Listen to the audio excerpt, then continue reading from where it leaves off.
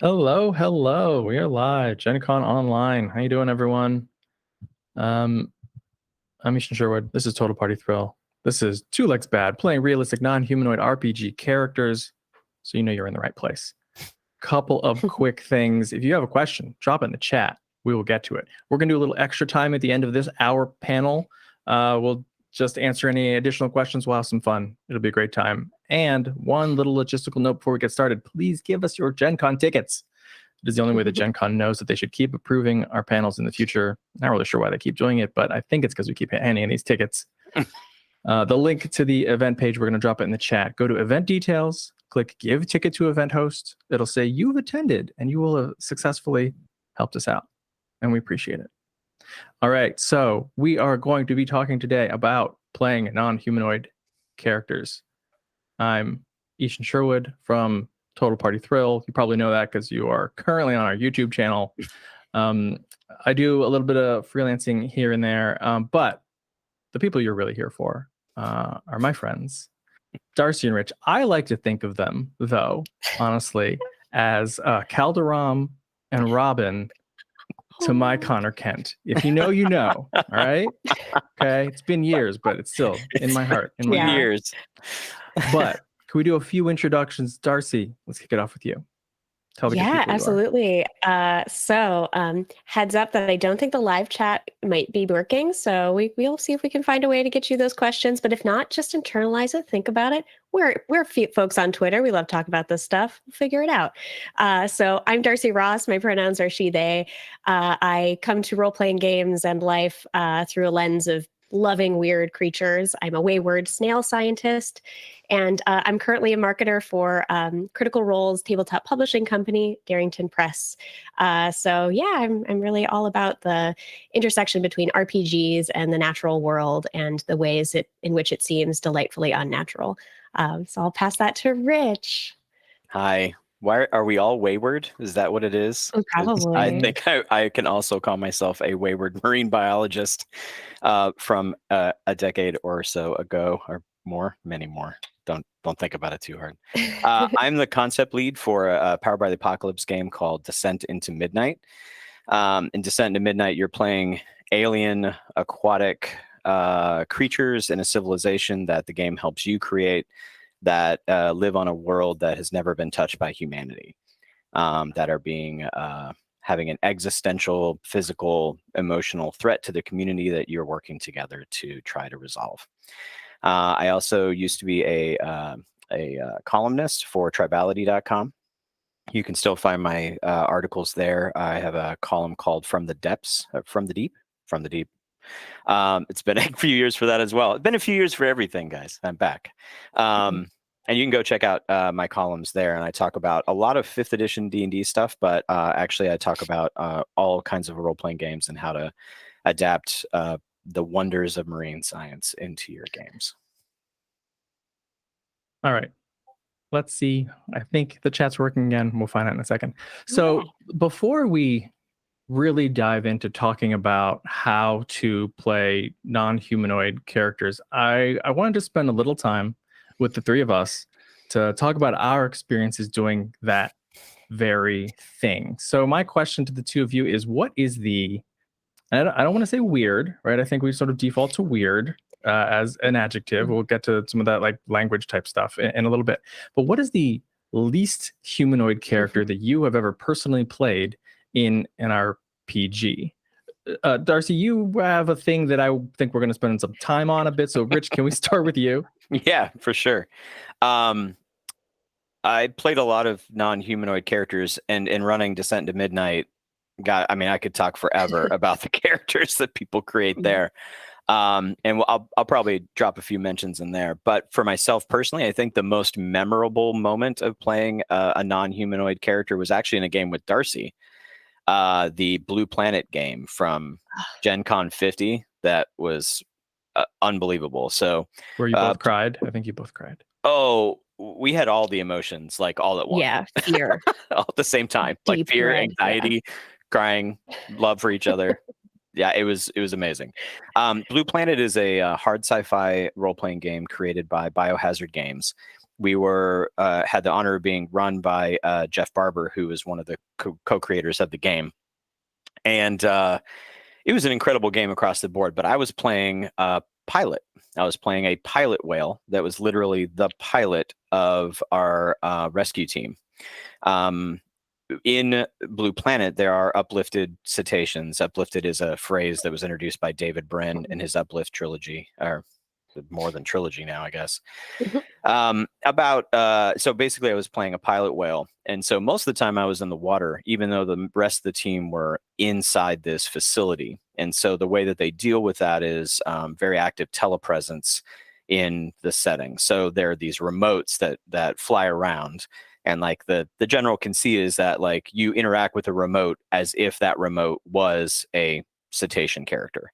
And so my remote was able to do things and interesting things while we were inside and they were walking around on quote unquote land. But part of the climax was out in the ocean and involved me. And it was just something that it just gives me physical reactions each time I think about it, diving down after the kind of the MacGuffin, I guess, of this game. I'll call it that. Diving down into the depths, feeling kind of crushed by the weight. Ended up knocking myself unconscious, almost dying. Like it was just, it was an intense game. And it was unbelievable. It was amazing. And then in Descent into Midnight, you can play literally anything. And so we expected people to make like coral constructs, or, like a tuna fish, or some kind of merging of cephalopods and seaweed or something.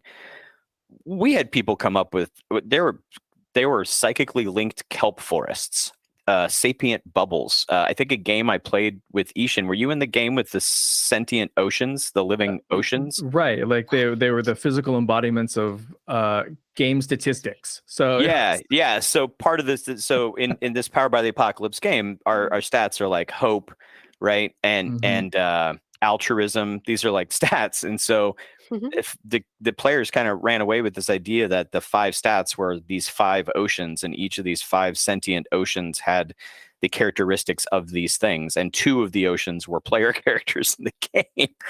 I played a psychic anglerfish in that one, which tells you like about the level that I bring to a table. So so it's pretty breathtaking. And one of the players, I think it was one of my last games at the last Gen Con I attended, the character was, I am the psychic repository into which the regrets of those who have found grace are deposited. I'm like, great. Who's your mom? Like, let's talk about that. Like where, and then turns out his mom was like this other thing in the city. So it's dark vision. That's really my main question. Yeah, exactly. Yeah. Are they small? Do they need a is that torch? tiny? Is that tiny or is that huge? Yeah. I don't know. So anyway, speaking of huge, Darcy, could you talk about your character? Well, I think Jenny is a perfectly reasonable size for the kind of thing that she is, which is a house. So I'm currently, a literal house. So this is a character I'm currently playing, and so I'm still exploring. So I feel like, characters I've played in the past, I've kind of like conceptualized. I really like understand what they ended up. And I still am not quite positive where I'm going with this, but I'm currently in an Invisible Sun game. So Invisible Sun is surreal magic. It's what if all kinds of weird surreal paintings were true? And also there's magic, and you're all playing nerdy wizards who get up to bizarre, mind-bendy nonsense, and or like studying books to find new spells, all that sort of thing. And the specific campaign we're playing is very like cozy, inspired by like Only Murders in the Building, like a cozy mystery. And so it's really tiny, it's really mundane, it's really kind of subtle how we're playing it.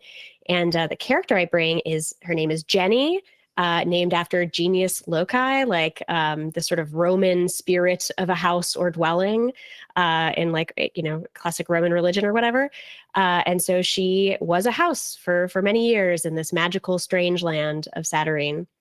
And she had a wizard who lived in her, right? And at one day she started becoming kind of sentient and awake. And when the person who lived in her kind of passed on, she left Jenny a body to go inhabit. So I'm playing a house, but right now I get to cheat a little and walk around in 2 legs. But it's really fun to get to conceptualize the idea of like, what does someone who has been a house, very static, stationary, having people come through you experience as they get to I think I really get to play with like what our 2 legs bad, it's a lens through which to look at our bipedal nature and our human nature, right? And I'm having a lot of fun thinking about the ways that, like, what does a house care about? They care presumably about sheltering people and the safety and well-being of those around you. And so I'm having a lot of fun playing with that. And also, like, what magic? I'm a wizard now, an MBD. I have spells, I have weird stuff. So what do I get up to? And so I'm talking to other houses. And a big thing of my secret, my magic is like, I know the whispers of other buildings nearby, and I'm starting to sort of find the true sapience at the heart of these inanimate objects nearby. And also, I'm like kind of timey-wimey, spacey-wacy. I'm thinking about getting spells that let me hold an incongruous number of things inside my body, and or like find myself in a new place. Or so I'm having a lot of fun with Jenny. It's Wow. really weird. And I imagine at some point I will presumably want to go back with like, what if she is a house again, right? Like what Rich is doing. How do you kind of? I think a big question when you play something that's so different from your own body is like, how do you functionally do the kinds of things that we bipeds think about doing? Picking stuff up, moving around, communicating with others near you, and I think like the remote operated. I guess they're called remotes that Rich talks about is a really good solution. Is that something I'm going to do? Is it going to be weird telepathy? ?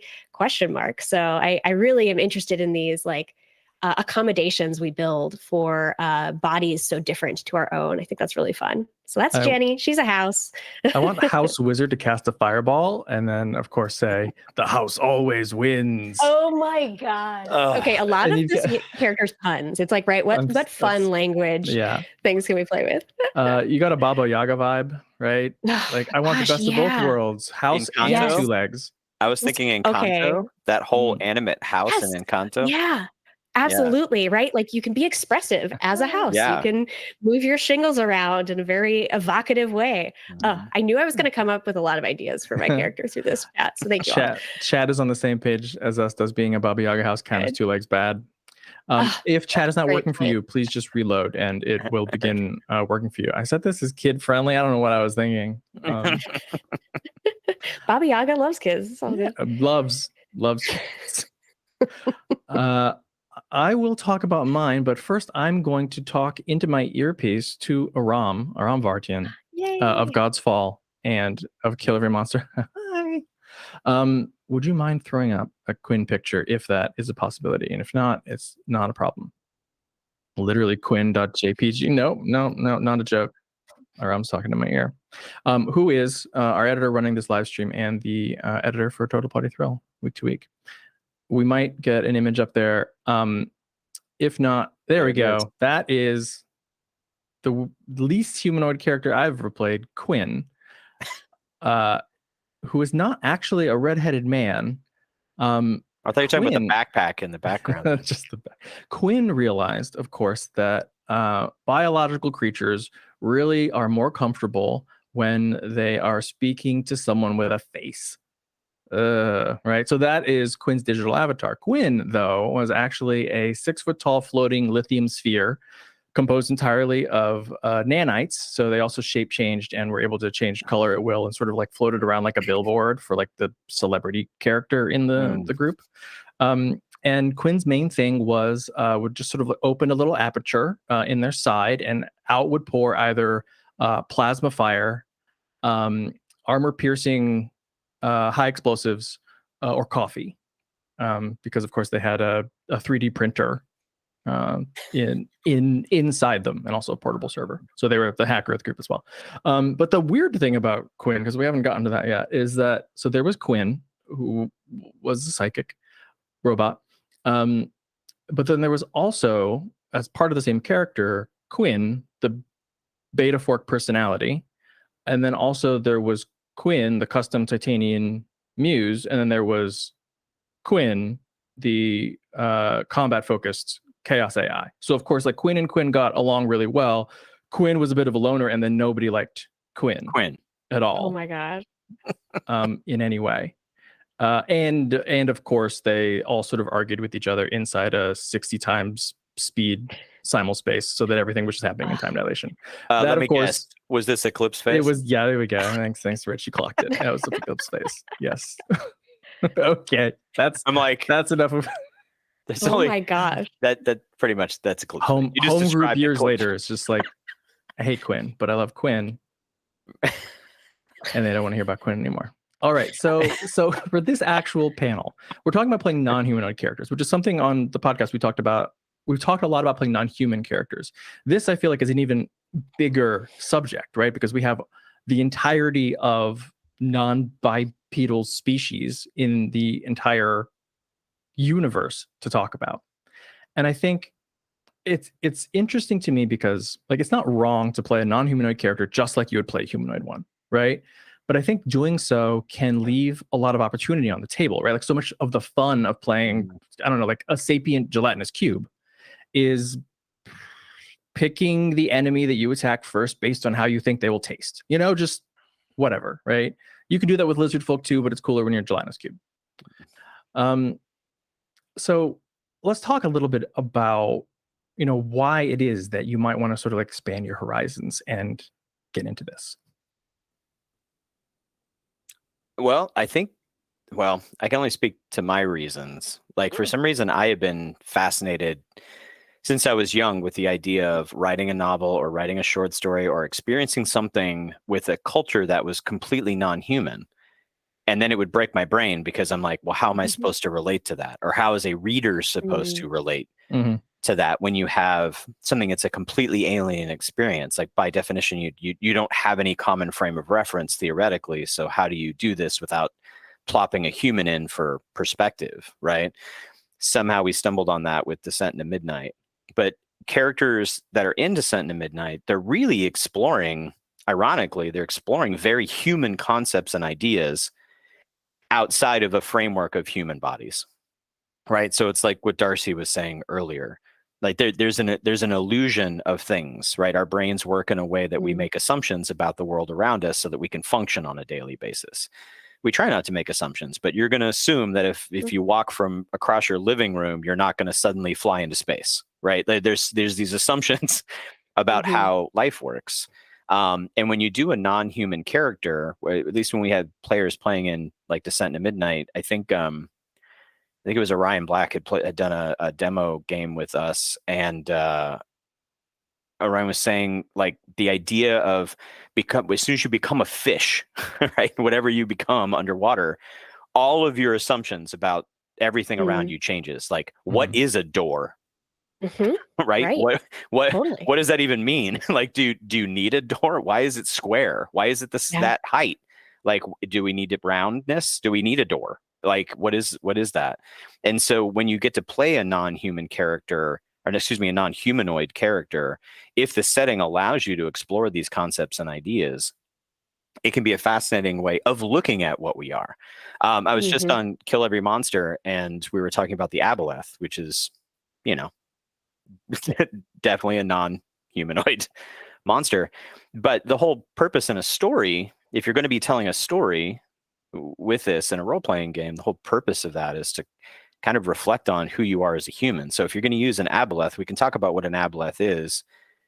We also have to talk about what are you using it for? Like, what are you coming out the other side of this encounter with that you didn't have beforehand? And with an Aboleth, it's, you got to know more about who you are as a person on the inside, right? Like, who your character will be on the other side should be different after you encounter an Aboleth, because the Aboleth is going to make you question like all of those assumptions about things. Oh, your illusions of government and economy, and you want this little metal thing? I don't know what this is, but yeah, sure, this makes my job easy. Here, take a bunch of this shiny metal thing, if that's what it needs. They can help you question those things and come out the other side, in my opinion, like a purer version of who you are. And Have you considered mucus? Yeah. Let me give some to you, DC 14 con save. Yeah, so that's the opportunity. That's why I want to play non-human characters, is because non-humanoid characters. I want to explore something that's completely different than me. And that's the beauty of role-playing games in general. Whether you're playing humanoid, non-humanoid, or humans, like the idea of being able to experience something in a hopefully like a safe, good, comfortable, fun environment that you don't get to experience on your own. Did that answer the question? 100%. Absolutely. Okay. There's a great comment in the chat here from Signata from a little earlier. I love playing completely non-humans with alien mindsets like dragons. As someone with autism, what's coolest is when you can do it well enough that people suspend their disbelief. They start explaining their actions and motivations. Very educational. Yeah. I'm saying this because, and I'm doing this because. And I think there's like, Darcy, there's a crossover here, right, between playing non-humanoids and then like the way that we talk about or portray neurodivergence or disability. Yeah, I think I'm glad we're touching on it early, because what we're functionally talking about, in some ways at least, is like really different, like physical and mental ability sets, right? We're talking, I don't have psionics. I don't know what that's like. I don't have pseudopods. I don't know what that's like. But then there's, things where we may intentionally or unintentionally come up upon kind of, real world disability issues of representation, right? And I think we just wanted to flag that there are some awesome guides to doing this thoughtfully, to raising some of the important questions you might want to know about as you kind of find yourself in the sphere or want to explore that sphere, whether wherever you're coming from. So a big roundup of some great resources is the Accessibility in Gaming Resources Guide by Jennifer Kretschmer. So I think we're going to drop a link to that in chat. And it is just full of really good information. Highly recommend people go check it out, whether or not they're playing, non-humanoid characters. But I think that can get into I think that'd be a really useful resource to have at your side if you suddenly are marveling at all the ways in which the world may or may not accommodate different configurations of people living in it.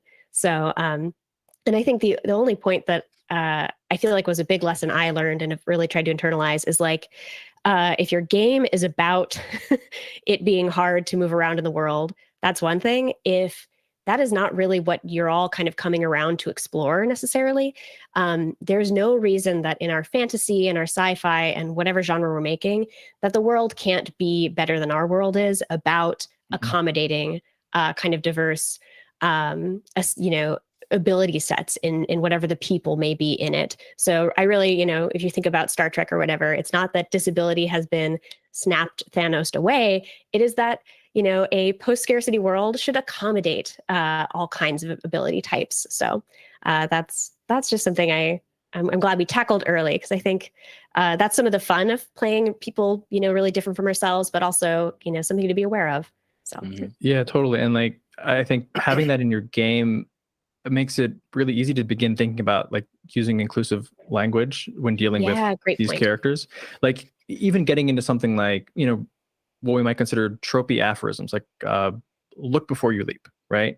If you have a character who's blind, how do they feel about that? But then we go a step further and we have species that don't have eyes, that don't see, totally right? That sense perceive, organs. exactly, right?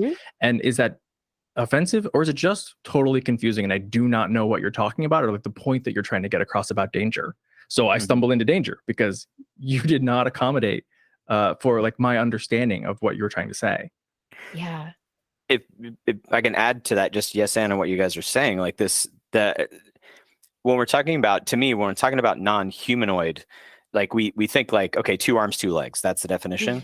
But you make a really good point. Like in the Blue Planet setting, for example, the planet that you're on had one significant evolutionary difference than Earth. And that evolutionary difference is compound eyes never developed.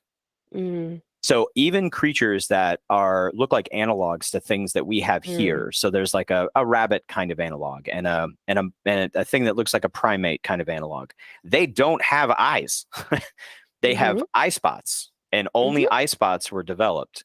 So when you're talking about something that's non-humanoid, I think we should expand that out to like, yeah, I mean, you could have 2 arms and 2 legs, but like what is really different? Like Darcy's character, technically the house is a humanoid walking around, right? Right. But there's something different about their experience, how they've grown up, like what they were and how they interact with the world, that makes them non-humanoid in thought, I guess, processed, maybe.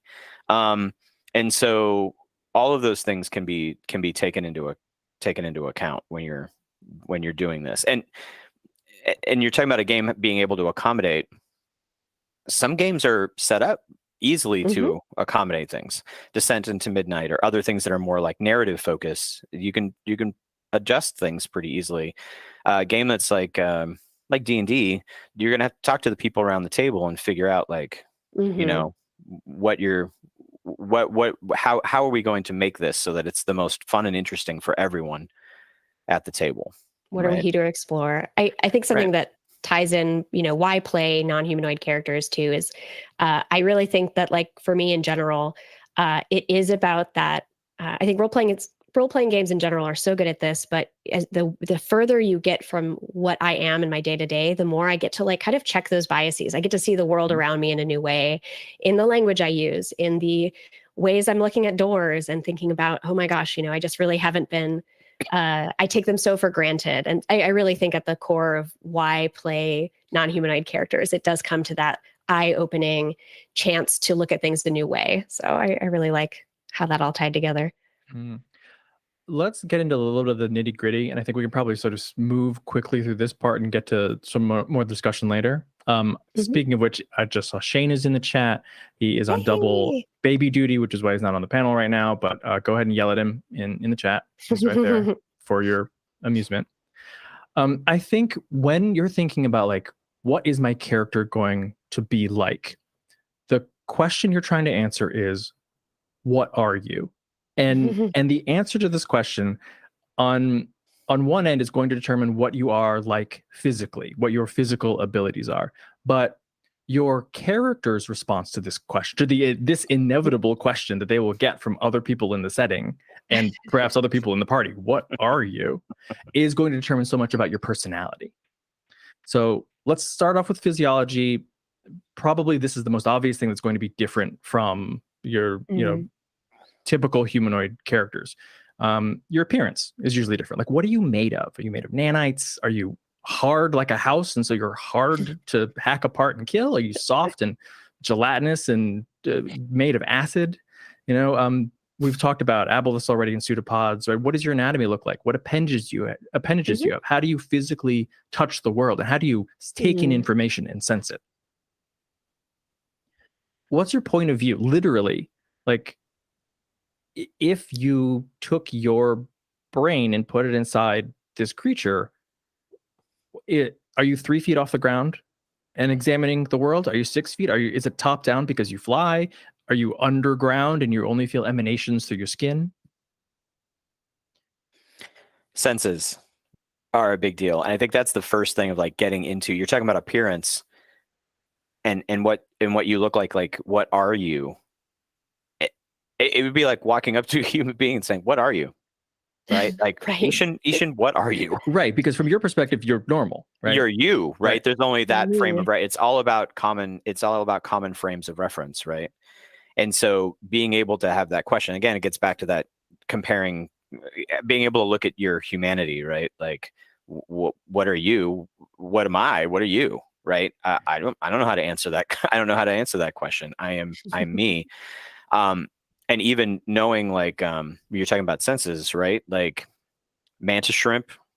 I'm pretty sure mantis shrimp can just see into the dimension next door. They have so many different types of rods. What are all those rods and cones? What are they all for, Darcy? I have questions. Yes. There's like, we see like 3 different things and they see 16. And it's like, what? My brain can't even wrap around 6 or 8, much less 16. So the question becomes, maybe, like, is that what your game is going to be about? Are you playing a D&D game where you're kicking indoors and doing, that kind of thing, and it's just like an action adventure you're looking to have? Or is it about exploration of humanity, or is it a little bit about both? And again, with the appearance, like, if I want to play a sentient dolphin in a D&D 5th edition game, that game's probably going to have to be about being in the ocean, So or at I'm least going to some be point, right? yeah, or I'm going to have to shapeshift. Right, or Right. hand wavy magic or something like that. Hand wavy magic. I mean, I could be. Oh my god, a dolphin wizard who shapeshifts into a human. Yes. I'm here for that. Oh my god, A dolphin in a wizard. jar. I've been there. I was just thinking, there's that image in Numenera, Darcy, of the goldfish. Like Oh yeah. there's like a goldfish who literally just flies around. Yeah, I even know. hovers. It's a sapient companion to a weird wizard. Yeah, to a weird wizard. Like, so you can make some adjustments and adaptations, but really, like as a game master looking at a player, you're like, the player wants to have this experience, right? There's an experience that the player is looking for. How can we make that happen? And do we make the rest of the world about that? Like, do flying goldfish is that just a new species and everybody just knows how to handle that at the local inn? Chat recommends a new spell, land walk. So funny you should say that. So I'm actually working on a project. I can't actually talk about what it is, but I just created a thing about merfolk who that old idea, like sailors fall into the water and they're saved by merfolk, right? So a kiss turns them into a merfolk, or they get to breathe water for a period of time and they can rescue them, that kind of thing. So the whole culture is actually developed around this idea, or a lot of the culture is developed around this idea that they have this ritual that allows merfolk to actually wander the world. The merfolk are like, no, we protect the world. The oceans are the biggest part of the world. This land's just a little extra thing that we have this spell to get onto where you guys hang out. But we're actually the protectors of the world. We can go anywhere we want, right? And so that land walk spell, it's a ritual that actually does that, and vice versa as well. So you were talking about appearance, and then you got into senses, and that got me into the mantis shrimp. So I think I got us off track a little bit. I think we'll probably come back to mantis shrimp. Mantis shrimp is the best. But yeah, like think when you're creating the character, when you're figuring out how to like get into the character, start with the very basics, right? Like, how do you perceive the world? How do you get around? How do you get from point A to point B? What do you eat? How do you eat? Right? Do you eat? Yeah. Right? And how does that shape that experience? And then play on that. Like, you're in an inn with a bunch of other players, right? And they're having mutton and ale or meat or something. Like, that's a great, just take a 5-minute, 10-minute moment to like have a discussion about, what are you sticking in your face? Why are you sticking that in your face? Like, in your whatever that is. That's not what you guys eat through the same thing you talk out of. That doesn't make any sense whatsoever. And like, let's be honest, it doesn't make any sense, right? It doesn't make any sense. Notes about the human body. I think we've got a video on. Around. Yeah. If we could show off the Featherstar. This is just a note that I think sometimes when you're trying to think about, if you're trying to explore something really different from you, the natural world holds sort of endless, bizarre assemblages of sort of ways of being. And I really encourage you to get weird with some, especially marine biology, I feel like, or, very small biology, small creatures. So this is a Featherstar. They're like crinoids, which were a thing we only knew from the fossil record for the longest time. And then we discovered weird things like this actually moving around in our oceans. Incredible. So they have these long fronds that they sort of unfurl, these like echinoderm guys, and they can kind of sort of fly through the water. So I just wanted to, I think, like, if you're trying to imagine maybe a new kind of non-humanoid that you want to play, the natural world holds a lot of information on that, and a lot of like really surprising ways that different animals move around, and plants too, right? So just that video is mostly I love Featherstars, and what would it be like joining your party, sort of floating through the air or other mediums. And they do, I just found this out, they do kind of like bumble on the ground too. And there's a different video, I did not bring it, but Adorable. there are often multiple ways that creatures locomote. So scope it out. I mean, imagine the initial, like, first contact between this character here and a regular like D&D party is like, is this a thing we can talk to? Right. Oh my gosh. Do we I eat think it? this Is it one loot? might have an Aristotle's lantern too, which is the horrible echinoderm mouth Mm. part. Go check it out. I think Or we've don't. been really we've been really enjoying talking about kind of the in character fun you can have with describing your what you look like, how you interact with the world. But I think we mentioned too, like sometimes it's really helpful for your fellow players to like have a decent grounding. They're not there with us in our, in my brain while I'm thinking I'm a Featherstar. So I think there's some like really good groundwork that it's usually useful to do of like, if we're a party and we've been together for a while, X, Y, and Z about me. Just because I think sometimes people don't want to be rude and ask, but also are like, can this other character help me with X, task? So I think a combination of kind of in character and out of character, just like logistics, is really valued when you're playing something kind of outside the norm. Absolutely. And I mean, you're talking to, excuse me, you're talking to me and Darcy, so it's going to be a lot of Marine related Sorry, that's inspiration. my bias. That's why just- you came. That's why it is. Featherstars are incredible. You could even just look at something like and a shape changing octopus. There's plenty of incredible videos out of. There's one of a video of an octopus that's shape changed itself into something that's walking, like on the ocean floor. Like it literally has feet. Like you're looking at it, and the narrator's like, "Yeah, I literally don't have any idea what it's trying to do here. Like I don't know what it's imitating." There are times where this one octopus will pull itself into a hole and leave two of its arms out, and then shape change and color change the arms to look like a sea snake to scare things away. So you're looking at it and you're like, well, okay, there's like a whole bunch of questions I have here, but clearly you understand what it's doing. It's trying to scare something away. But this other thing, it's like, that's not an efficient way to locomote at all. So are you just playing around because why not? Because you can? Or is this something that you can do? And when you look at the way that things move in the ocean and the lack of certain environmental pressures that we have here, that allow like big creatures to develop, or small creatures, light creatures like the Featherstar to develop, to be able to move through, and then you apply that into like a surface or air or something like that, it can be absolutely incredible. I think one of the things I like about non-humanoids and thinking about them is the fact that we're talking about playing them in games, right? So okay, now we've got locomotion, and now you just told this story about this octopus doing this strange thing where it buries itself and like turns its arms into sea snakes. And to me, that's like, well, that's a rogue. That octopus is a rogue, right?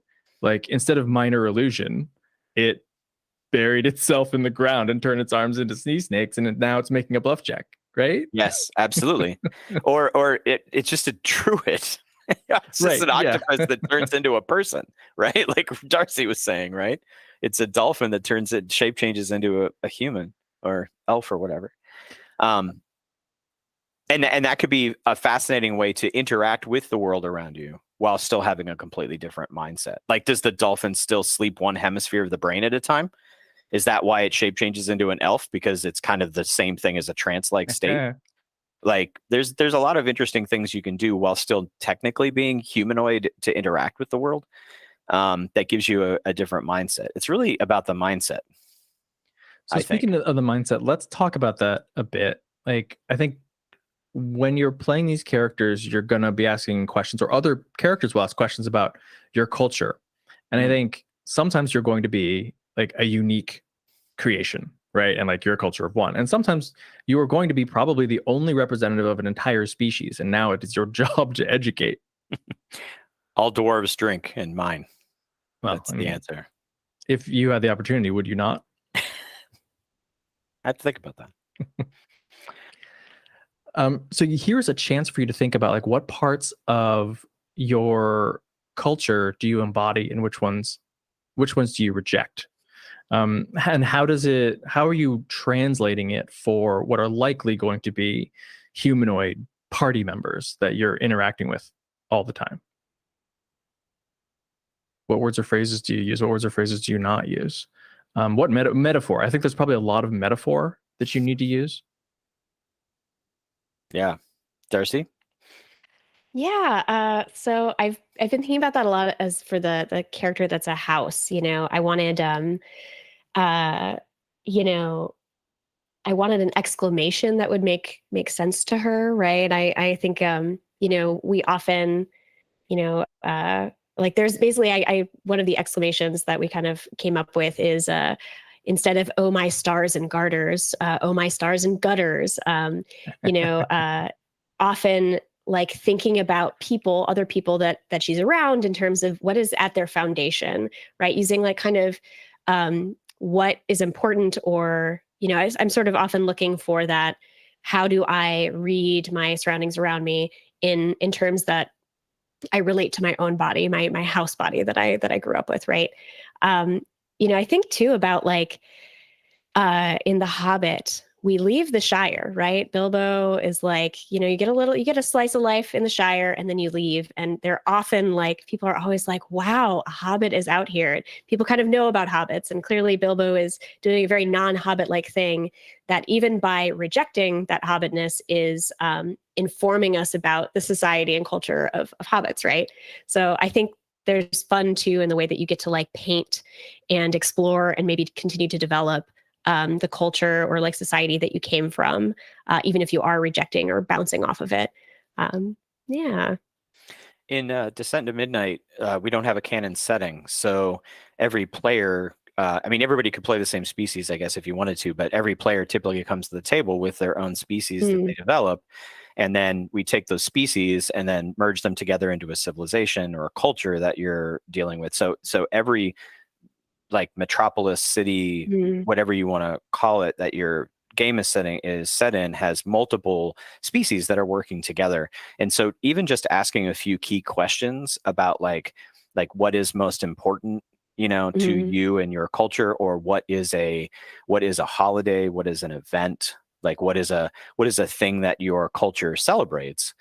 And if it's something you're making up completely off the fly, you can even just start with one thing. And then as you're interacting with other players, if you really get that player agency at your table and allow them to help develop the characters as they go, then you can take that little seed of an idea from just one or two questions you ask about your non-humanoid character and this culture, and build on it as you go. And you're like, oh, this thing you're celebrating is a lot like the Ishkabibble festival that we have, and blah blah blah blah blah, where we, I don't know, fire sea cucumber intestines into the air or whatever. Like you just kind of roll with it naturally. Yeah, Darcy knows what I'm talking about.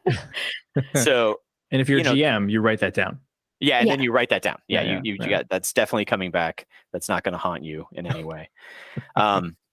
So just even starting with a little thing, and the first things that you think of are probably going to be it's going to be the first thing off the top of your head, right? And so it might be a little on the cliche kind of a thing, but if you just keep digging a little bit, you keep going, and you keep, again, yes-anding on people's ideas and having them just as I feel like I want all my players to be doing at the table anyway, to kind of help people, help us all develop our characters better. You can create basically what ends up being a culture, and you don't have to be. We really encourage people to be like, look, if you're playing this particular playbook, we don't want this playbook to be your whole species. We just don't. We just lean against that. It happens once in a while, and that's okay once in a blue moon. But if all your psychic space whales are all like this shaman-y character we call a seeker, it could be an interesting game. That was an interesting game in which that happened, but that's not an interesting species. Like the species should be as diverse as anything else you're doing. So like not all dwarves should be Scottish speaking, drinking, mining. Somebody's got to be baking bread, right? And so you want a variety of things that you have the species doing, and you are one of those things. So trying to open things out into layers when you're thinking about these things for the species that you're doing. Yeah, like to use Jenny of the House, if I may, as an example, like how concerned is Jenny with dying? If Jenny does die and reverts, I assume maybe reverts to a house, can someone just sort of like House of Theseus her back together and like? Yep. I was going to say the same thing. Like that, the whole Theseus paradox, right? Like if she has her gutters replaced and her windows replaced and her walls replaced, is she still even Jenny anymore? do houses get ghosts? Do they become a ghost, right? Can you, if you die as a house, Whoa. can you haunt other places? I think these questions are really fun, right? And, we know how we have an understanding of how death might work for the people around her, and of course, like she's only has a body because the person who used to live inside her died. She left that as a parting gift. So I think contesting with that and, what does like love, I think like these fundamental questions, right? Like people die, people love, people do whatever. All of these non-humanoids are going to be people, right? They're at some capacity. But what do all those things look like? And maybe they're immortal, but that's still a decision you've made on this broader topic of like how we tend to think about our own humanity. Yeah. And like, what do you value too, right? Like, I had this really interesting interaction. I think, Rich, you were mentioning the way that like other players can help inform our own characters. Same with a GM too, like a GM NPC, riffing off of what these other players give you is so valuable when you're really reaching outside the norm, especially. But oh gosh, what was my point about the Jenny though? I don't remember. Sorry. Yeah. Oh, it was that I was sort of messing around and we were having a fun session where kind of like Parks and Rec has that like rival town that they have nearby. We were visiting our rival neighborhood and we were really like insulting it, right? We were just like, oh, this place sucks, and it was of course a perfectly fine place, but we had this friendly rivalry. And I was like, oh, why would my character, that kind of feels outside of character, but I came to understand it as coming from a place of like intense loyalty. Like I was part of that neighborhood in a way that someone who moves around and ambulates is not. And so having these interesting personality traits kind of emerge out of something that I realized she would have so deeply held as a value, right? Like I love the place that I come from in a way that a biped walking around never could, right? I am so a part of it. So I think like thinking about death, love, ideals, what do you value, is like really rich to kind of flesh out that personality. I think diving into the idea of transience, like, yeah, you're just walking through here. So you're not even taking a hot second to look around and see the beauty of what is in this neighborhood or the pain that's in this neighborhood or whatever you want to have your story be, discussing, is key to a house. Also, I was thinking, like, what does it feel like? What does it feel like to her? I'm trying to think of a good example, but like a castle under siege, right? Like, why is the castle being punished for a bunch of humans that are making terrible mistakes? Like in World of Darkness, when I was running Werewolf back in the day, the Umbra is like the spirit world, and when generations of a family live in a house, for example, all of that love and all of that familial understanding, all of those things kind of inform the umbral reflection or the shadow of this house. And so that even when the family's gone, when you walk into the house, you're feeling like the house itself, the spirit of the house has a personality that is its own combined with its history. Right. And so you're saying like you had a wizard living in you for a while, and then that, you suddenly became, sapient. I'm like, oh, well, that makes sense. You've got somebody who's literally doing magic and probably creating and conjuring and like, who knows what's going on in there. That's going to leak out into the house. Or every house is like this. Right. And you got to kind of cross worlds in a way that other houses don't necessarily. And maybe that's a reflection on ourselves and capitalism and ownership and, honoring the places we live and, things like that. I don't want to get too much into that. New game idea. Every character, humanoid or non-humanoid, has a little wizard living inside them, casting magic. Okay, do with that as you see fit. Yeah. Is that not something? Is that never not mind. normal? Is that normal? We're down to about 12 minutes, so I want to make sure that we get some time to talk about like getting into character. How do you put yourself into a body that you've never experienced? All of us listening today are humans, and so like Darcy, like you said, you don't have psionics. You were imagining Allegedly. having these things. I don't want to tell anyone about it. Like how do you do it? What process works for you? Gosh, that's such a good question. I think there are like two broad categories of like the portal I take into a character. Sometimes I am excited to explore themes. I really am, coming in with the focus of like, really thinking about like humanity and what would it say about humanity to be a person like this, right? And so I think Jenny the house, especially since she's running around in a biped body at the moment, is really about me being really interested in the themes. And then I think the other category is sort of like, I am just really interested in the simulation, the like, what would it feel like on the ground? What is it like to be this kind of being? And I think often I can arrive at similar locations at the end of this path, but I think the way I get into it's different. One of the things I really liked, one of the great pieces of advice I think I got from maybe James D'Amato, and I've heard it elsewhere too, it's a common like improv technique, is if you're trying to get into like a personality or a voice for a character that you're coming up with, to find a place in your own body where you are holding yourself a particular way. And we're just very integrated creatures, we humans. And there's sort of a brain body connection. We will associate my shoulders back might make me, kind of feel more confident and speak in a slightly different way than my shoulders hunched. Or, maybe maybe I'm doing something with my hands and it's reminding me that I'm a little, that might bring out certain behaviors in the way that I portray this person, right? Both through voice and kind of like your portrayal of them, and also just like remembering in your body, what is this person like? So I think sometimes it can be really, I think when I tried to be really rigid when I first was playing Jenny. So I would kind of like hold my hands very stiff beneath me. I just think about her as this, not being used to being this like noodle body that we humans have flopping around all over the place. Absolutely disgusting. And so, yeah, I think like one pathway in is really like, find a place in your own body where you can kind of resonate with what that person is like, either, thinking about it anatomically or just like in personality that you've been developing, and trying to start there.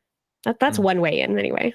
Yeah. Then there's that's that proprioceptive sense of like your body and what Right. it is. When you were doing this, Darcy, I was like, oh, it's the Featherstar. Right. Yeah. Like even if you're just like, oh, like while I'm talking or moving just once in a while, like doing this is just like this. It's like puppeteering, really. It's a suggestion of an idea or a To feeling you of and like, to your other PCs. Yeah. how would this make me feel? This would make me feel light. Right. And how does that affect my personality and how I look at the world and other things in ways that are so too subtle for us to really cognitively control? But and taking it from that to add on to that proprioceptive sense, just other senses. Right.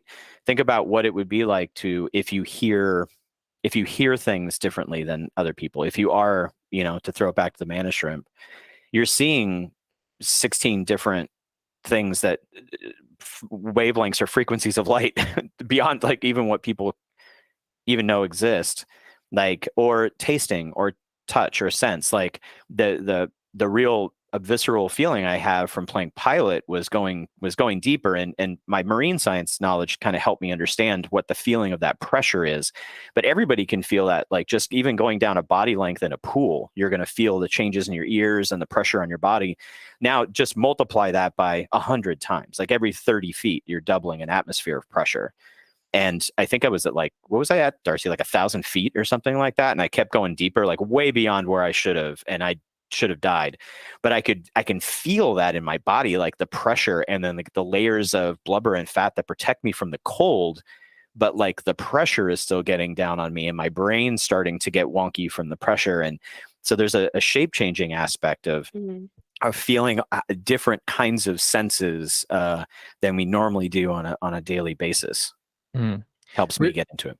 Rich, you touched on this a little bit in terms of like building out a character piece by piece. And it's something that we talk about on the show in terms of like getting into the mindset of a non-humanoid. We talk about on the show in regards to backstories, how you can have a backstory, which a lot of us do. You show up with 4 pages pre-written, right? Which we might call an expository backstory. And you already know what the character is going to be. For your first level character? Yes, exactly. Yes, right. Absolutely. It used to be 20th level. And anyway. Takes a million experience points to get to first level. Right. But you can do something called emergent characterization here. If you like don't necessarily know what you want out of this house or non-humanoid character or whatever, especially if you're building something out, and you start with the one thing that I said maybe you don't want to have be your entire character. Start with your gelatinous cube, who's picking enemies based on how they taste. Great. That's Right. the one thing you know about them. That's all you need in session 1. Mm-hmm. More will Right. come. And yeah. yeah, exactly. And then other things emerge. I don't like the flavor of boiled leather armor, so I don't attack those people anymore. Who would? But then quickly you move beyond talking about flavor or taste. You talk about locomotion. You talk about personality. You talk about romance and love. When you see 2 humans in love and you're like, what is going on? And I just divide. Right? Yeah, and also expand on that. Like if you're talking about taste, has become like a big thing for them, right? So taste and smell. Like how does a gelatinous cube taste? Like where is they don't have a tongue, so they're tasting with their entire body. Which means that when you see 2 humans in love, maybe those pheromones or other things, like maybe you find out accidentally that this gelatinous cube has been able to sense all kinds of behavioral stuff going on that you never even realized. And as a gelatinous cube, you didn't realize. Wait, you guys didn't know this? They're not in love. Cube ship's counselor. Yes. Yes. Yes. Give that Starfleet officer a badge. They don't taste like they're in love. That's not going to last. Yeah. No. Exactly. I can taste that he's bluffing. But go all in. Exactly. And then you layer on more onto that. It can start out fun and just funny, right, at first, but then eventually it starts getting to like, wait, what are the implications? What are the implications of this? Like down the line. That's what you should always be asking yourself with these characters. What are the implications? If that shrimp can see 16 million colors and I can't, that must be important information. Yeah, I mean, why do you have to see that? It's not just for fun. Like there's an environmental pressure that made you want. What are they seeing that I should be seeing? Yeah, right. Yeah. Maybe I don't want to know. Never mind. 100% don't want to know. The ignorance is bliss. In just our last few minutes, I do want to talk about actually bringing this character to the table, like advice for GMs, because I think what will happen sometimes is you'll have a mind-blowing idea for a character, and then the GM is looking at like their Forgotten Realm setting and being like, I don't know how to work this in, and is this too much work, and should I not even bother? And my advice to GMs would be like, try it, roll with it. You don't necessarily know what's going to come out of this. Like I think of whoever said, oh, a bird and a fish may love each other, but where would they live? Like obviously had never confronted a penguin before, like these things exist in the natural world. Right. There are opportunities and options. And in general, I would say, like be open-minded to new concepts. And if you need to, like, just go narrative with it. Yeah. And not just the GM, but the players. Right. Mm-hmm. So I think the question I always like to ask is not like, so someone wants to play an elf. Great. Elves are an option. That's wonderful. Something is drawing you to an elf. Like, what is that? Like, what do you want about the elf specifically? There's an experience that you want as an elf that someone else may not want as an elf, that someone else is looking for something else as an elf, right? And I want to know as a GM, I want to know for the player, what are you looking for? And so if you're saying like, I want to play an octopus, okay, well, that's going to be a challenge, and we can make that work. But why? What is it about it? Is it that you like the shape-changing part of it? Do you like the fact that they're just alien brain that's like parallel evolution to ours, right? Is it that you like their beak? I don't know, but like, what is it about that? And then we can focus maybe more on that, trim some of these extra things. I may be trying to fix problems I don't need to fix, right? Like, oh, we don't need to worry about this. We don't need to worry about that. You really want to play this. Okay, well, I can bring that into the game and get you that experience, instead of me trying to be like, well, how am I going to deal with, you're a tuna? How am I going to deal with the fact that you have no hands? Right. And the player's like, I don't care about having hands. I got mage hand. Oh, I'm trying to fix a problem in the world that I don't need to fix anymore. Do you know what I mean? Like, find out why, not like, not asking the player, like, not what you are, but why you are. Like, not what you love, but why. What do you want out of that experience? So we can bring the experience to the table. That makes sense? Yeah, absolutely. It does. I really think this ties in well to the way that your character may emerge over time as well.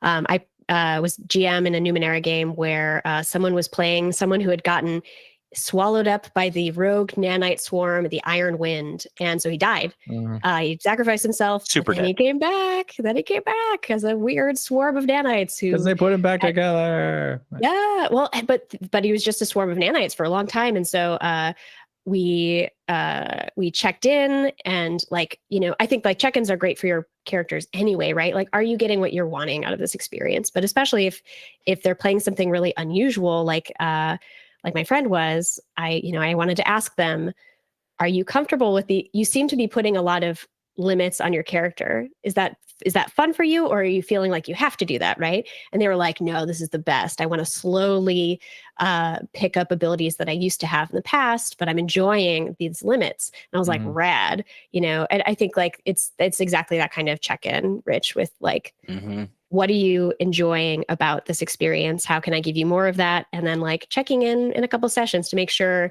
it's still fitting. Sometimes the cognitive load of playing a really complicated character, you put too much complications on, can be a bit much, and you can scale that back. So yeah, I think no, I really think a lot of this can be about interesting constraints and permissions, and finding like which of those are fun for that player is like really valuable to play toward as a GM. So we're at time. We're going to continue this conversation for a bit longer, but for those of you who have to jump to other panels, I just want to wrap this little section up here. Do either of you have anything that maybe you want to plug that people might want to know about? Yeah, I'm concept lead on Descent into Midnight. You can go to descentintomidnight.com and get the quick start guide. You've heard me talk about it during the panel today. But if you go to descentintomidnight.com, there's also the Kickstarter video, which does a really good job of explaining this bizarre alien fish game that we created that became bigger than we expected. And then also, by all means, check out Blue Planet, the game that Darcy and I played in that wrecked us for life. Yes. was the second edition version back from the 90s, but they had a very successful Kickstarter for Blue Planet Recontact. And there's going to be a lot of people you probably know out in the RPG industry adding their bits and pieces to Recontact. And you can get a quick start guide there. And I believe it's biohazardgamespublishing.com. And you can go get a free quick start guide to that and check it out as well. I highly recommend it.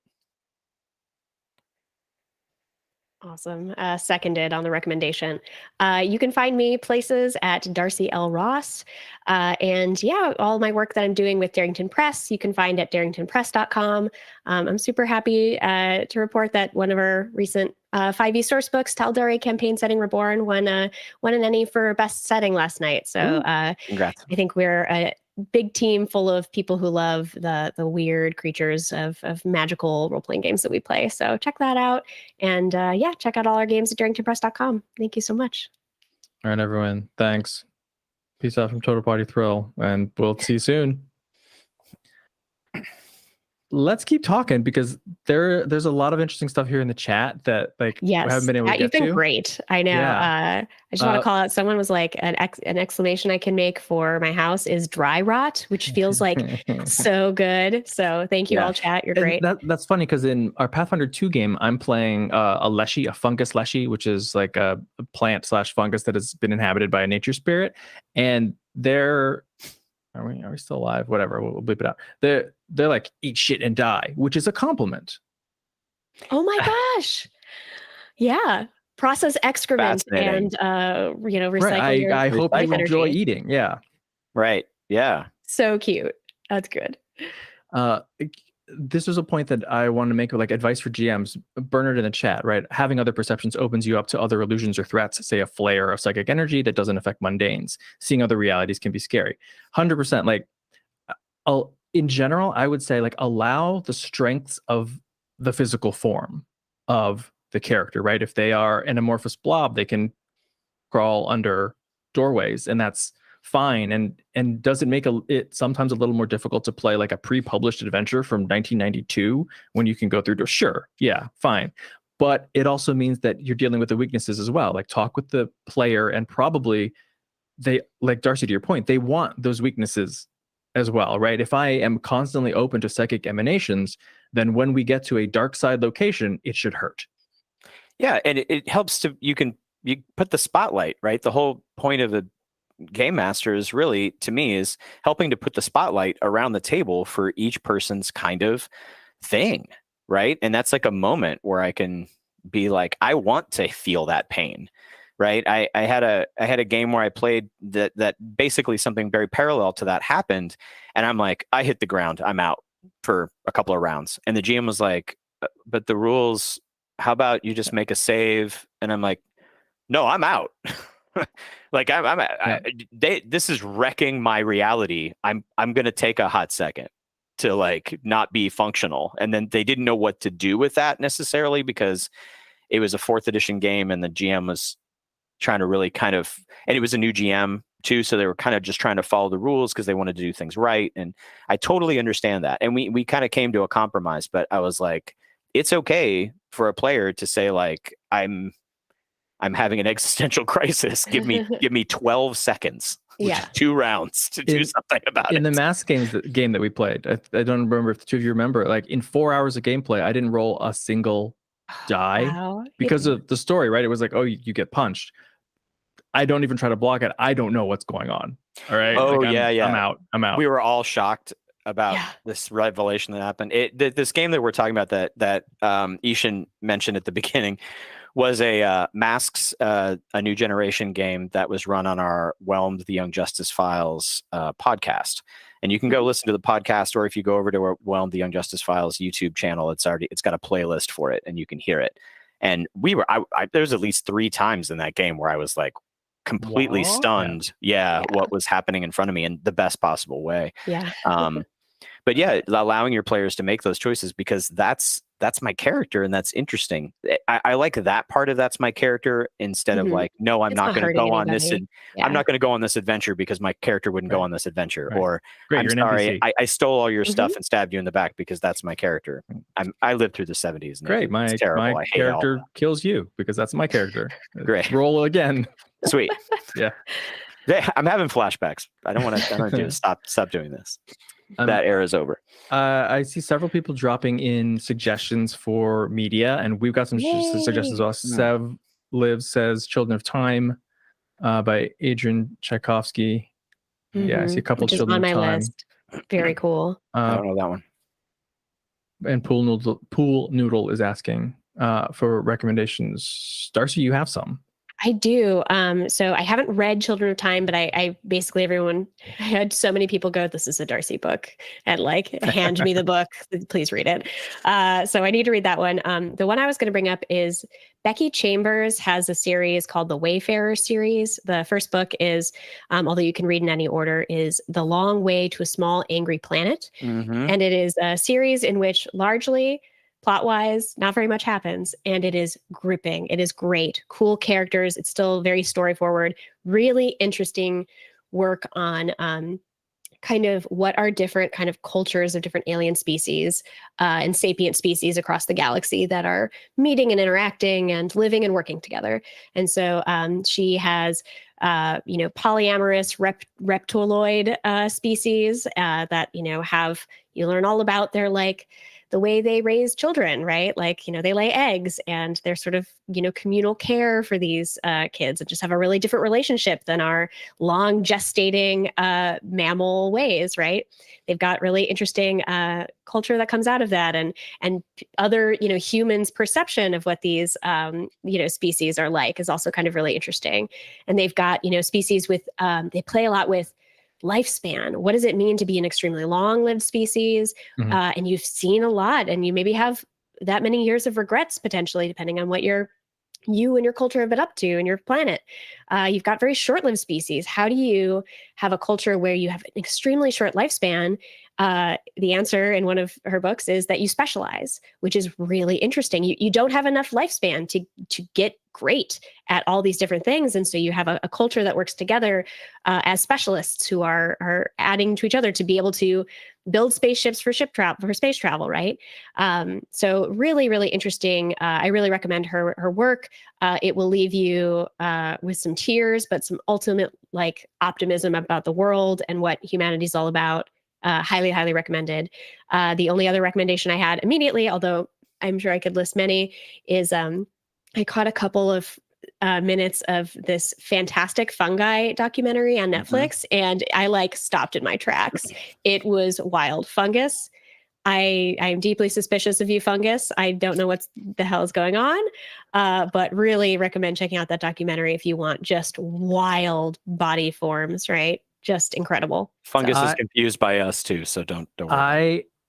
And I'll tell you, look, I've been playing the Fungus last year, and it has been so much fun to just Google stuff and be like, I don't know, how would I feel about this? What is my perspective on this? Cool. And okay, 23,000 genders, quote unquote genders. No fucking like way. sexes, How? you know what I mean? Like what? Like they aren't operating on the same wavelength that we are operating, right? Nope. They're the things that are responsible for beer, penicillin, right? Like so, and you can incorporate these in your character. Like my character has the medicine skill and is like an interim medic because of medicinal spores, That's but also so is going to cool. learn how to like brew because of yeast. You know what I mean? Like, Not to it's- mention psychedelics as well. We're And getting there. all Little of the by little. current all of the current research that's going on treatments of trauma and other things with use of psychedelics. It's something you can't, and communication between trees, for goodness sake, like entire forests that have trees that communicate with one another and able to transmit messages like there's fire coming. So start to shift certain biochemical processes that are happening in your body, or go ahead and drop those acorns because now the fire's coming. So you can actually have them grow, like all communicated through by mycelium. Like it's amazing. Yes, I mean that was a big Star Trek thing, right? The mycelium network. In chat, right? I love myconids and other mushies, and agree. Myconids are cool and fun. And the thing about D&D myconids is like they have like a shape where they have hands and they have legs, you know. And I think if you want to go a step further and just be like a floating cloud of spores, Yeah, you can do it. Do it. Like you got to figure out how you're going to interact with the world. But then again, it's probably not a step too far from a bunch of sea creatures, right? What are the colony creatures? It's exactly a colonial organism. And if you're talking about mycelium, like it's like, yeah, to talk to you, you're going to have to inhale me. Sorry. I mean, I'm going to have to literally infect part of your brain and body to be able to communicate effectively telepathically with you. I gotta get in those guts. All right. I got to get in those guts. Hey man, you need some probiotics in here. Let me help you out. Right. Yeah.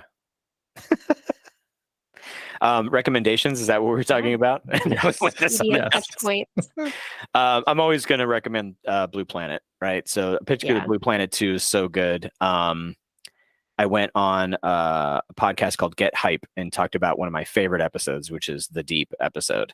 And if you just want to go straight in, like there's a ton of amazing things and disturbing, beautifully disturbing things in the whole series. But the Deep episode specifically will give you all kinds of fascinating, it's going to break your brain. So things like underwater lakes, fish that are living at a depth that, like fish, not like slugs or invertebrates, but literally a fish living at pressures that are incomprehensible to us. Like there shouldn't be any life, much less like they had a camera down there and then a fish just kind of walks by having lunch and you're just like, this is 1,000 atmospheres of pressure. Like we wouldn't even get anywhere near there without dying. So like how it even adapts to those kinds, and movement, like we were talking about movement, cooperation as well. There's a whole episode where this grouper and octopus it's like a buddy cop film. They're just going around hanging out together and feeding together, and they're just buddies. They just signal each other with different lighting patterns on their skins and stuff like that. It's just like, I'm like, what is happening right now? And Darcy and I, we marinate ourselves in this stuff. Yeah, what is going on? Hard to wrap your head around. Yeah, absolutely. Hydrothermal vent fields, and what does a colony look like around that? What is your life like if that's where you have to live? There's a shrimp that cultivates bacteria in its mouth, so it's basically agriculture, right?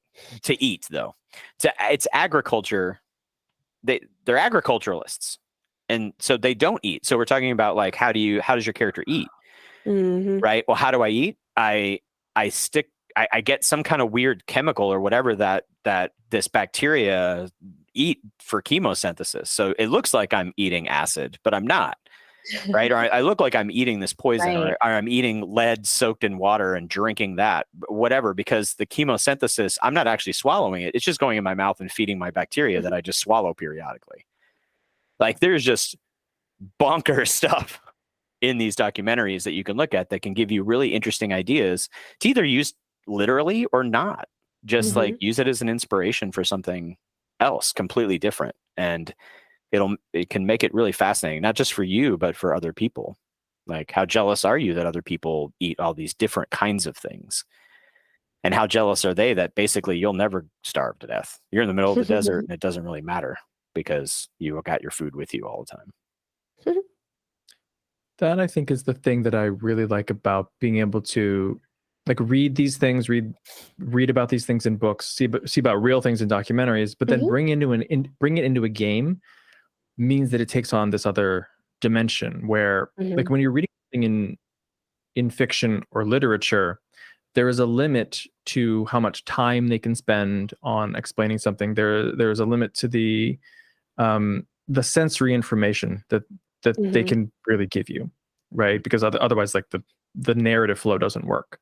But in a game, you can spend pretty much as long as you want on your own character, figuring all this stuff out, and then explaining to other people who like really want to hear and understand what your perspective is. And like with so many other things in RPGs, you just have the capability of going so deep and exploring so much more than almost pretty much any other medium. Absolutely. One of the things I remember, we were talking about the Aristotle's lantern earlier. I think that was Darcy. I think, was that one of your first? It wasn't your first Descent to Midnight game, but it was an early. Yeah. But it's like an example. Like people would come to the table and they would say things like, "Okay, well, I'm interested in this game for whatever reason, but I don't know anything about marine science." Inevitably, that's the person who's teaching everybody at the table something about marine science, because something drew them to that table. And it's typically that weird thing you saw in that documentary one time when you were 6 and no one else has ever heard of it before. That's and you think everybody knows. Yeah. Right. And so we had, what was it? One of the games, Devin George, who did the cover for Descent to Midnight and the internal art plates, beautiful, beautiful art.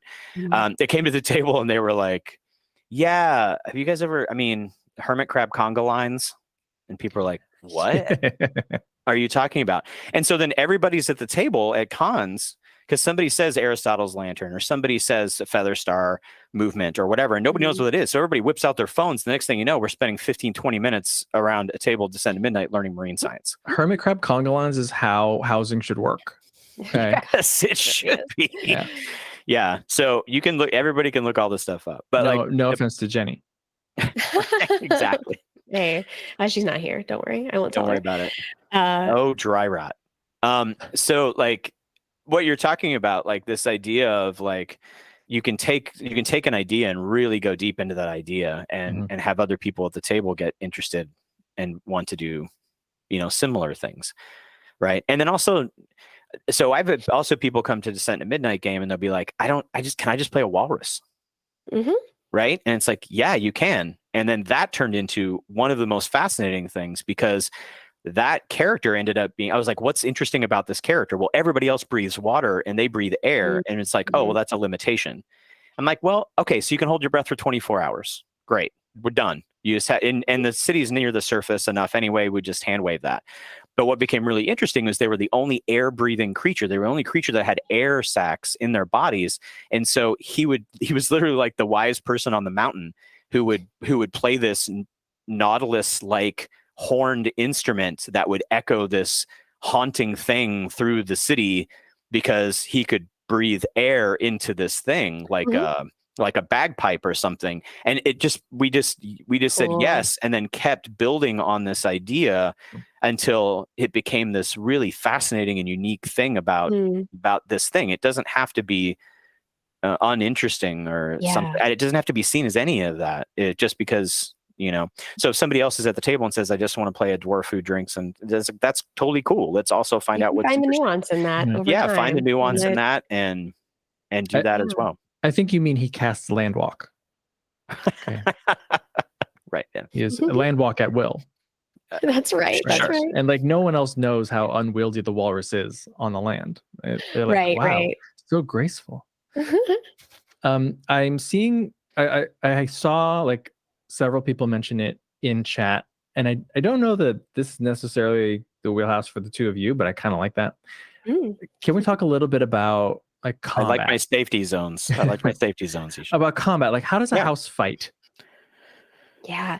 Yeah, I think that's a great question. I'm debating whether to get how far into specifics or generalizations we should go, Ooh, but I specific. think like Rich mentioned, Encanto, that Disney movie, has a character that I wish was the main character of the movie, which is the house, right? And it can move its shingles around, and it can it can turn the stairs into like a ramp. If you have control over your form in the ways that we humans are able to kind of move our parts around, if you can get it at least to that amount, then you have plenty of agency to maneuver people around, change your floor plan, right? So I think there's kind of spacey wacy stuff you can get. I also think about haunted houses, right? Mhm. A haunted house often is not, it is more subtle about the ways that it can be a really unpleasant experience for, say, an unwanted visitor. I think, thinking about more like the feelings of dread, making your environment just oppressive and upsetting, or making creaky noises, get more like poltergeisty, slight, subtle stuff. I think do a lot with a little is maybe kind of a generalization you can play with there. I also think that I really love when you get team up experiences in combat. I feel like this is more supported in games that are more about superheroes, where it's yes, I can shoot my crossbow bolt every round until the combat is over. Or why don't we do something weird where I set you up to do something, or we're doing something as a combined action? And I think if with a house, right, are we using, is another character kind of helping, am I working with another character to use my structure to help with this or whatever? Is it just that another media rec to get in here too? Ancillary Justice, I have not fully read. That is an oversight of mine. I really should. It's extremely my jam. I'm restarting it again. But one of the main characters is a huge spaceship that is now walking around in a single kind of remote body. But she talks a lot about having this distributed consciousness, right? Being able to check and get biometric readings of all the people who lived within her at any one time. And, back when she was in that body, I bet she'd be fucking great for combat, right? Having that, I think earlier we talked about what is your literal vantage point? Where are you tall? Are you short? If you are a house or a ship, is your vantage point this distributed network of being able to take information in? Information is just as crucial to a combat as shooting things with a crossbow bolt. So I think those are some of the directions I would take it. I think, and the more you get these opportunities, I'm sure there are plenty of ideas off the check chat that I'm not even thinking of, right? That's so delightful. That reminds me of Eclipse Blaze has the tactical net, right? Which you shoot in the air and it examines everyone, basically tells you the HP of all the enemies and the HP of your allies, and you can feel the pain sensation of your allies, so you know who's been hurt. Everyone always has full information about everybody else, and if you're the spaceship and the fight is happening inside you, then you give all of your allies all the information about the enemy. Yep. And feed them the information from each other. And right. So you have Headspace by Mark Richardson, right? Totally. And so that the whole point of that game is you are all inside each other's heads, right? Even to the point where the game starts and one of you has died, and there's this ghost echo of that person living in the rest of your heads. And we have something similar to that, the Sanctuary in Descent into Midnight, where if you're playing a game in which you have somebody's literally playing an imperceptible krill and somebody else is playing the planet, right? How do you do this in a game, right? Well, you find ways, you're talking about, to integrate these things. The question becomes, what is combat and what is helpful in combat, right? So okay, well, if you're asking how does a house swing a sword and do sneak attack damage, okay, we could talk about that. But also what else can you do, right? What else Nice is support helping? How can you character. set Granting advantage. Yeah, Mhm. exactly. I mean, who Literally here trying to keep them safe. playing D&D, who here has not thanked the cleric for that bless spell? Right? For just an extra D4 once in a while, super helpful, right? Like, how do you set things up as a game mechanic? Like, they're giving Yeah. advantage every round, the help action, yes, but also how do you get more complicated to help them get advantage of the terrain or other things that you're doing, right? That isn't Yeah, just, like, I have 8 arms, so I have 8 swords. but I That's mean, not also how it works. I should get 8 attacks. I mean, Yeah. it's Technically, only octopuses fair. have 9 brains, but we won't get into that either. They're good. The ninth Yeah. brain is for fireball. Yeah. Yeah, absolutely. Like, players and especially GM should always be thinking about alternative combat objectives. Like, what the fight shouldn't always be about kill everyone on the other side. We're Right. fighting over something. We're trying to get to a place, trying to protect a place, whatever, right? And you probably have the opportunity to really lean into those. You can also just be a crazy psychic, right? Like, to burn everybody's brain out. It doesn't matter what like body you have. Right. And Darcy, I really love what you said about like teaming up. I think, one, this is a way to get other players invested in your character and like the Great weirdness of your point. character and your abilities, right? So like, look, if you're the gelatinous cube, all right, I have a 15-foot wiggle speed. I can't really get places far. I can't jump. Chasms are a problem. But you know what? The monk can grab people and throw them into me, and then I will eat them. Yeah. You know? Yes. Or like, what about the fighter with the ring of acid resistance, or the wizard? Actually, the wizard who casts protection from acid, who gets in me and now has full cover but can still cast spells. It's a Like, I'm armor. gelatinous powered armor. Yeah, Right. exactly. Oh my god. Like, make yourself so vital to everyone else in the party that they love that you're weird. And, right. Yeah. Find those everyone should have fun with it. opportunities for your players. Yeah. And these kinds of ideas are for people who like playing like the leader types and the support class characters, and they're probably those things, are probably going to be more appealing. Although I don't know who wouldn't enjoy like being gelatinous powered armor for a wizard, but also there's also special effects things. This is a thing that I don't think they get into enough in D&D. And I think this came from me growing up playing a lot of hero system and champions, right?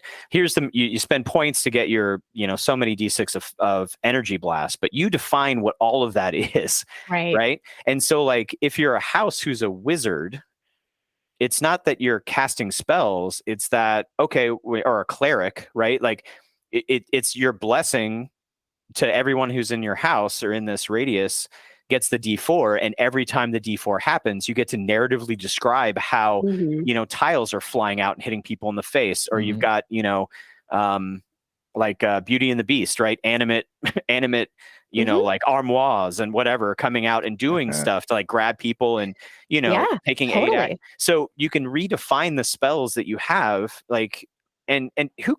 It always bugs me. Like, okay, I got acid splash.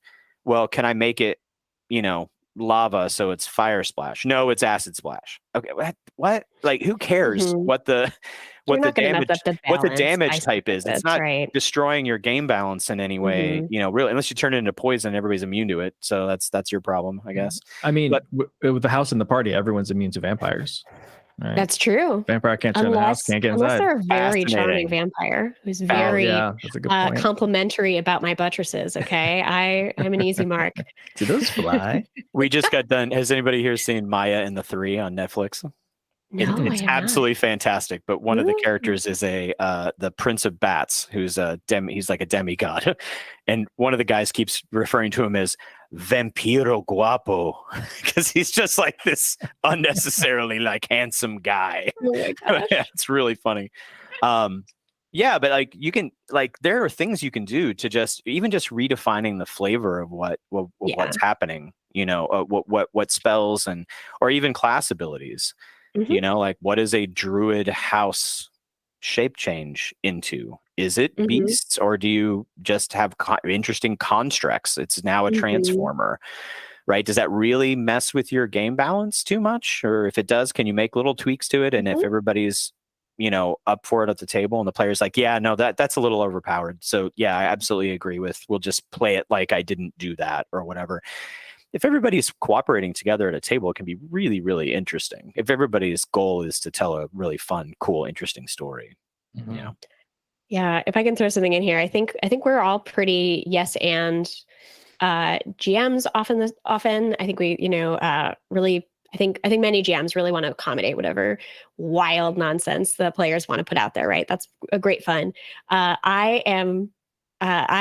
tool that I added to my toolkit that has helped me accommodate a table full of weird ideas is no but, right? Mhm. So I want to say that like, Okay. you want to yes and as much as you can, but Yeah. sometimes it will create actual problems. And no but helps us get at that. You have this idea because you're interested in this thing. I bet there's a Mhm. way we can accommodate that underlying desire and still get you a weird, cool experience that won't accidentally negate one of the cool things that this other character was thinking about doing. We Right. want to protect everybody's ability to be cool and shine in the ways that they're curious about. And so just Right. another plug for no but.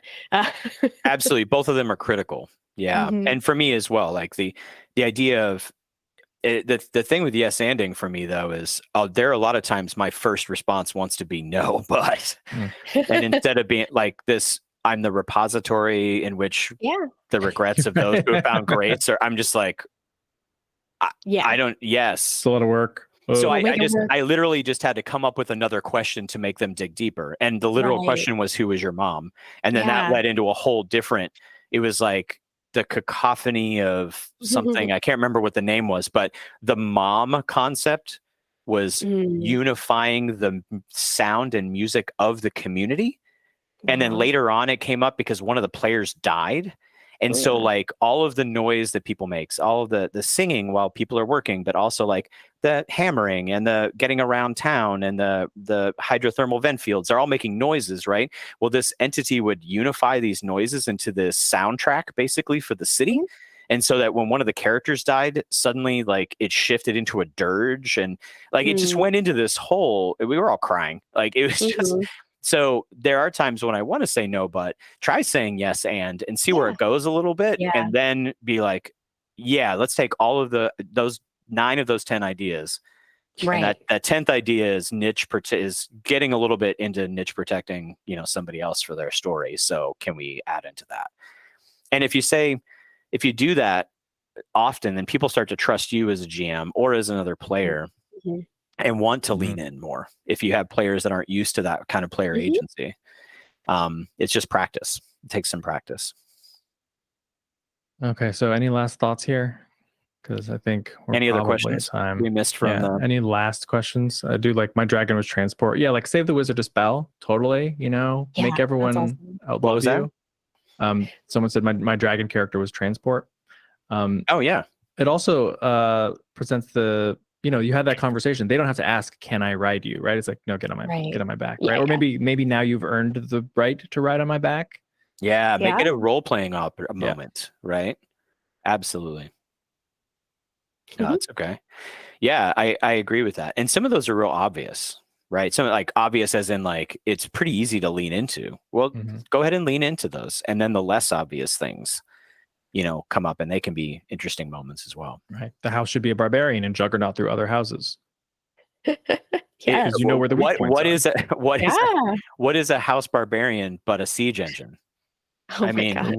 you know what I'm saying? Yeah. I'm Like here to kill my you can people. figure it out. Yeah. I think if I could leave people with like 2 pieces of homework, I would say that like, taking that opportunity to like when you leave this panel or you've stopped listening to this, look around pick a creature that you could be and walk through your house, walk through your day, your chores, and just giving yourself that chance to kind of notice the unexpected coolness and interesting ways the world is built around you and ways you might interact with it differently, and keep an eye out for like weird nature stuff. It is just will keep on giving. Like look at a plant every day for a month and you're going to notice weirder and weirder stuff about it, right?